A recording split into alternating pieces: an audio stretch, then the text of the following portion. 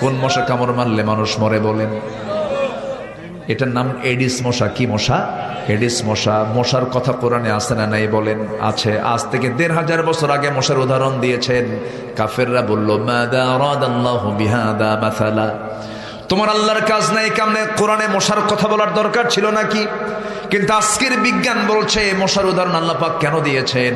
আল্লাহ রাব্বুল আলামিন বলছেন, সূরা বাকারার মধ্যে আসছে, যারা পারেন ঠোঁট মিলিয়ে বলুন, ইন্নাল্লাহা লা ইস্তাহি আন ইয়াদরিবা মাসালাম মা বাউদাতান ফামা ফাওকাহা ফাআম্মাল্লাযীনা আমানু ফায়া'লামুনা আন্নাহুল হাক্কু মির রাব্বিহিম وأما الذين كفروا فيقولون ماذا أراد الله بهذا مثلا يضل به كثيرا ويهدي به كثيرا وما يضل به إلا الفاسقين জোরে বলুন আল্লাহু আকবার।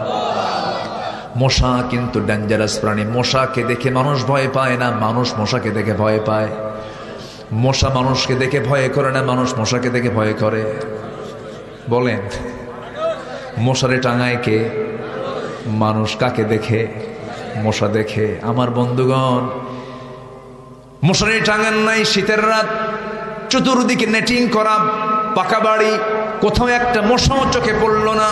কিন্তু লাইট বন্ধ করা মাত্রই যখন বিছানায় শুইতে গেছেন 10 মিনিট পার হয় না, নাকের কাছে কানের কাছে এসে সারেগামা পাধানিসা আছে না নাই বলেন তো? ও আপনাকে দেখলো কেমন? ওর চোখটা আপনার চোখ শক্তিশালী হলো কেমনে? বিজ্ঞান বলছে 75 ফুট দূর থেকে সে টের পায় এখানে কোন সলিমুদ্দি শুয়ে আছে।